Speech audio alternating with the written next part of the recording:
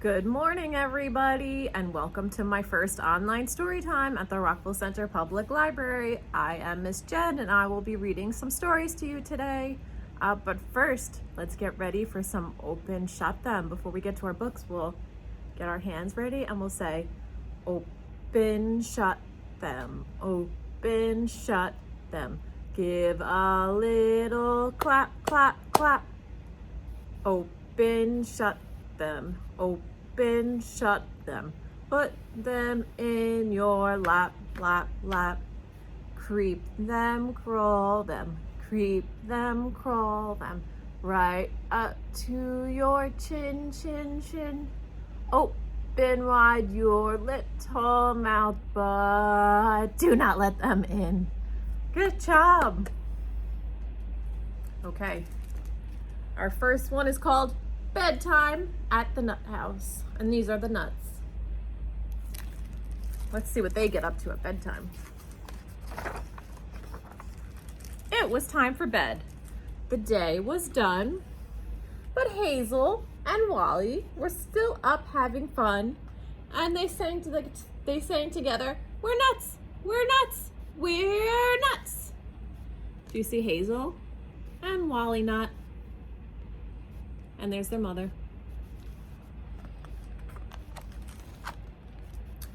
So Big Mama Nut in her mama voice said, all little nuts need to go up to bed.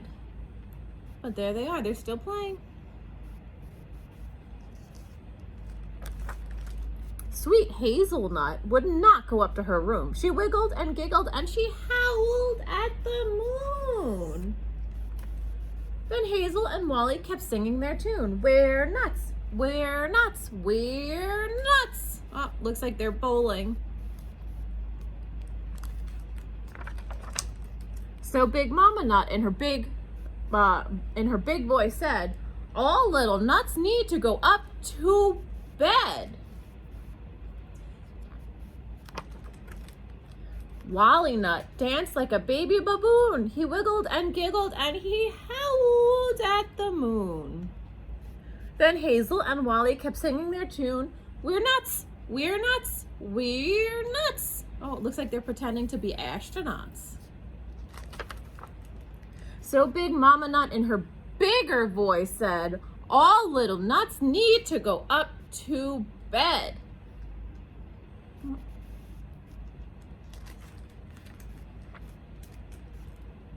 Did Hazelnut stop singing? She said, fig a nut, fig a nut, fig a nut. And did Wally stop playing? He said, cha-cha-cha-cha-cha-cha with his maracas. No, they had not heard a word that their mama was saying. They bounced up and down like two happy balloons. They wiggled and giggled and they howled at the moon.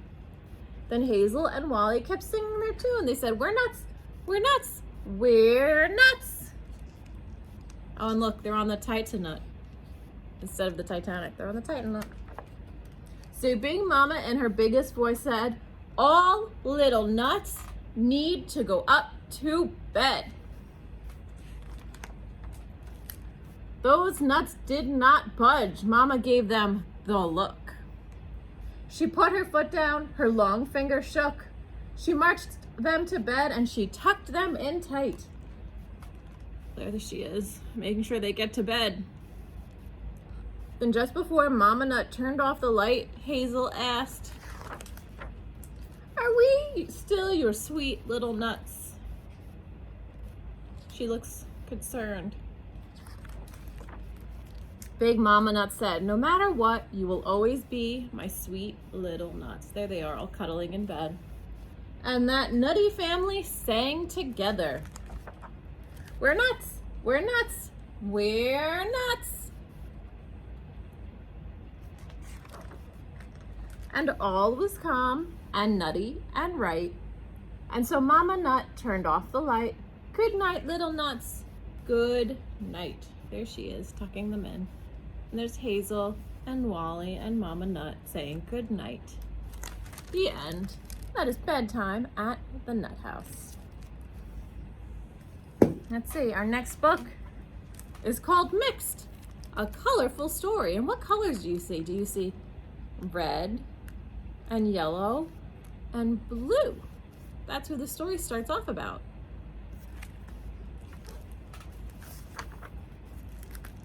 In the beginning, there were 3 colors. We just said yellow and red and blue. Reds were the loudest. He's saying la la la la la, singing very loud. Yellows were the brightest, a nice bright yellow. And blues were the coolest. There it is in its cool car. Everyone lived in color harmony until one afternoon when a red said, "Reds are the best." So the yellows had to say, yellows disagreed, "No, we're the best because we're the brightest."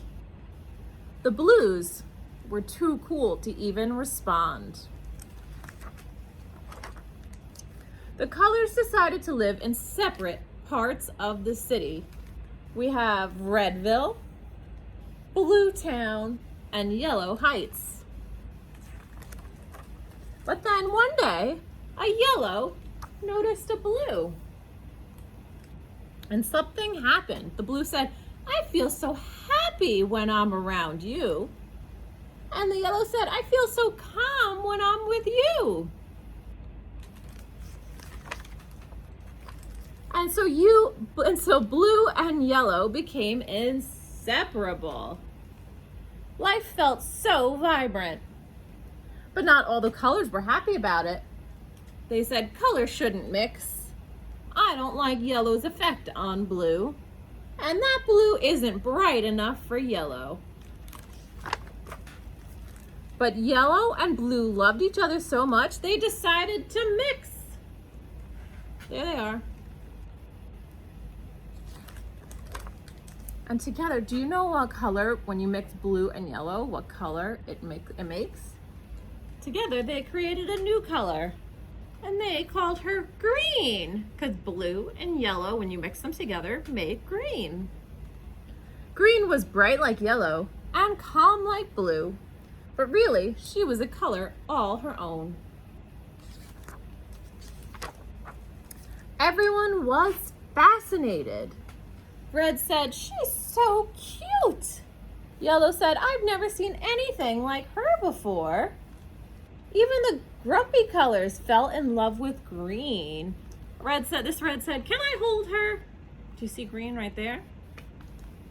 The other colors began to see new possibilities, like red and yellow making orange, and blue and red make purple. The other colors mixed and mixed and mixed and mixed. It looks like we have a light blue and an orange and a yellow and a green and purple. So there were so many new colors. And a lot of new names. Be careful, Jade. Don't forget your glasses, Lavender. And have fun, Amber. There's Amber. The old neighborhoods of Redville, Blue Town, and Yellow Heights didn't make sense anymore. Everyone wanted to live together, so they rebuilt the city. The new city was full of color. It wasn't perfect, but it was home. There they are. There's all the new colors. Oh, and there's all the new colors. That's a lot of colors. And that is called mixed. Okay, so Valentine's is in a couple of days. So we have Porcupine, Cupid. And look, there's some hearts.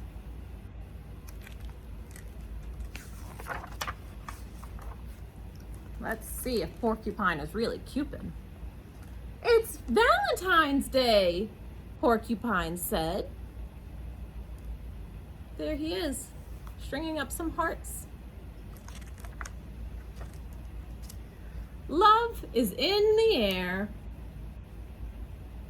Do you see all the animals? There's a snake and a raccoon, and it looks like a bunny. Ooh, and some kind of cat.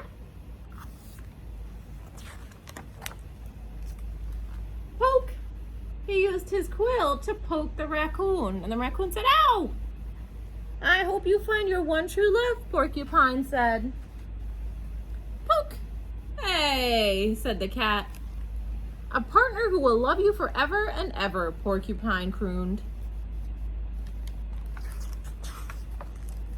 Oh, poking the rabbit. "Yowzer! Your soulmate, your perfect match," Porcupine trilled. Oh, poking the bear. "Ouch!" Porcupine's heart was set on fanning the flames of love. "Poke! Owie!" said the cat. "Oh, don't poke," said the rabbit. "Stop," said the raccoon. "Poke, poke, poke." And look, poking another bear who's just sitting and having a cup of tea. Utilizing your quills in such a way is rather bothersome, if I do say so myself. You must be stopped. Good day, sir. She doesn't look too happy. Or he doesn't look too happy. So Porcupine is thinking and has an idea. He wrote town hall meeting to discuss pokey porcupine problem. This way. See the arrow? That way. And all the angry animals are getting together to discuss this porcupine that's going around poking everybody. "Can you believe this?" Raccoon said. "He must be stopped." "Porcupine has some nerve," Bobcat growled. "He poked me on the bottom," Rabbit whispered in embarrassment. "This is a catastrophe," a feline friend wailed. "Need a hug?" Bobcat purred. Oh, looks like there's a little heart over them. And there they go off, walking together, while Porcupine smiles. "Porcupine is unbearable," Grizzly grumbled. "I know the feeling," Bear said. And it looks like they're off together, and there's Porcupine in the background. "What a hair-raising experience," Hare hollered. "Tell me about it," Rabbit cooed. And there they are with their heart. And there's Porcupine. "I guess that just leaves us," Raccoon said. "It could be worse," his new pal giggled. Oh, and there they are. It looks like they have a dictionary and a crossword puzzle. And there are the rabbits. And the bobcats. And the raccoons. And the bears. Porcupine sighed. "My work here is done." And look, he's reading a book that says great love stories. Until, ouch!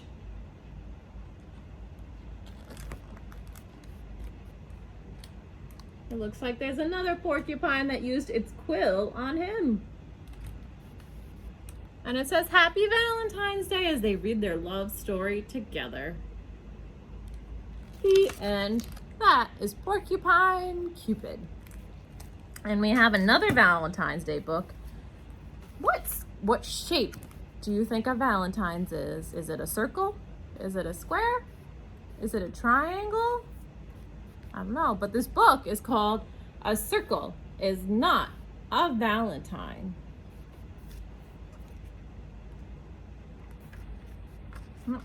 There's the artist with his little mouse friend, and it says February 14th. Ah, it's almost Valentine's Day. "I am going to paint a Valentine for you," said the man, the painter.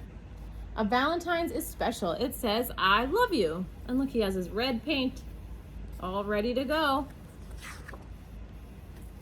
I'll show you how it's done. It's easy as 1, 2, 3. There you go. Ta-da! There it is, just for you. Does that look like a Valentine? What shape is that? That's a square. What do you mean it's not a Valentine? What is it? Of course, it's a square. How silly of me.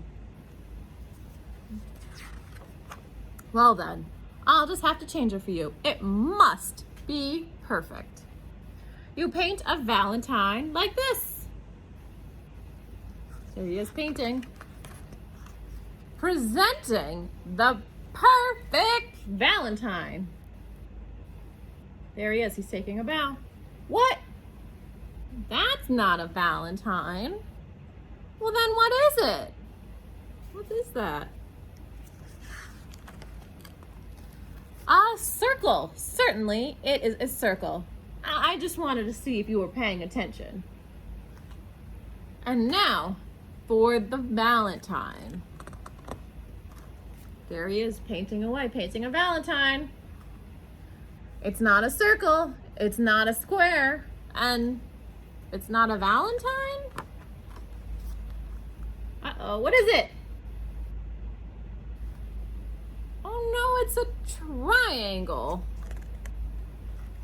A triangle is not a square is not a circle, and a circle is not a Valentine. How can I show you how I feel? If that's not a Valentine, well, maybe that is.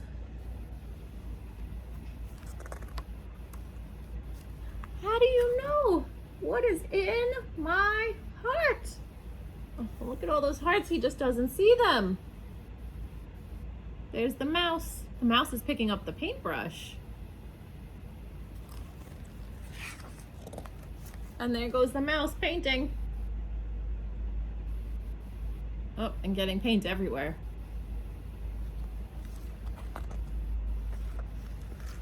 Aha! There it is. There's the Valentine. It's a heart. A circle is not a Valentine. A heart is. Okay. Good job, everybody. We have one more book. It's a little silly. It's called Polar Bear's Underwear. Have you ever read a book about underwear before?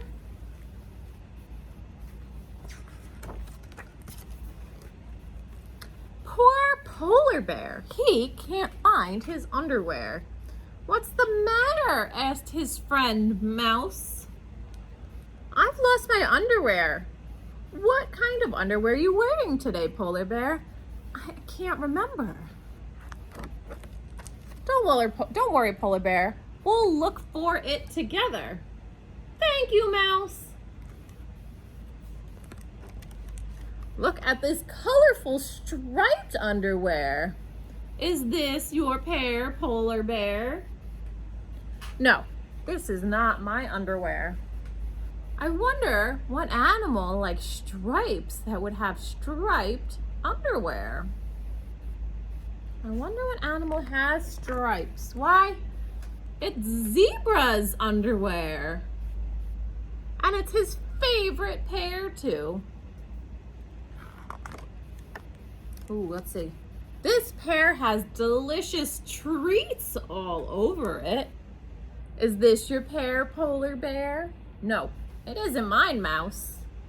I wonder what animal would like this underwear. I wonder what animal would like an animal with all these treats on it. Why? Nom nom nom. It's Pig's underwear. Let's see. Here is an itty bitty pair of underwear with flowers. Look at how tiny they are. And they've got tiny flowers on them. This pair looks too small for you, Polar Bear. I agree. But whose is it? Who is really, really tiny that would like flowers on their underwear? Why? It's butterflies. Oh, and do you see the flowers at the bottom of the page? This underwear says, I love mice. This must be your pair polar bear, because after all, your best friend is a mouse. No, this is not my underwear at all. I wonder whose it is. I wonder what animals would have their underwear saying, I love mice. Maybe love chasing mice. Why, it's Cat's underwear. Run away, mouse. Oh, wow, a polka dotted pair with ruffles. Do you see all those ruffles? This isn't your pair polar bear, is it? Let's have a look. I wonder who would have a pair with this many legs. It has to be an animal that has a lot of legs or arms. Let's see, it's wiggle wiggle. It's squids, because squid has 10 legs. This pair of carrot underwear is upside down. Is this your pair polar bear? No way.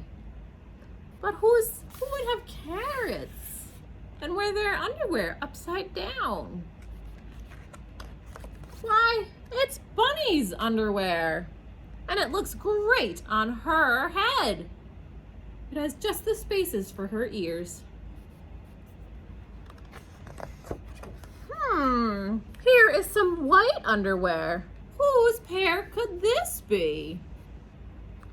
Let's take a closer look. I wonder what animal is white. Why, it's polar bear. Polar bear, you are wearing your underwear. Your pair isn't lost at all. Oh, I forgot that I put on my new white underwear today. I had no idea that I was wearing my underwear all along, Mouse. I'm glad that you found your pair polar bear. Look, you can hardly see them on him. And that is Polar Bear's underwear. What a silly book. Okay, good job, everybody. And like usual, we will end our story time with our Zoom Zoom song, where we count down from 5, 4, 3, 2, 1, and we blast off to the moon. Okay, get your hands ready for me. We'll go zoom, zoom, zoom. We're going to the moon. Zoom, zoom, zoom. We're going to the moon. If you want to take a trip, climb aboard my rocket ship. Zoom, zoom, zoom. We're going to the moon in 5, 4, 3, 2, 1. Reach down and blast off to the moon. Blast off as high as you can. Good job, everybody. This was the last story time for February, so I'll see everybody again starting on March 10th. We'll start uploading more story times, okay? Have a good February, everybody. See you next month. Bye.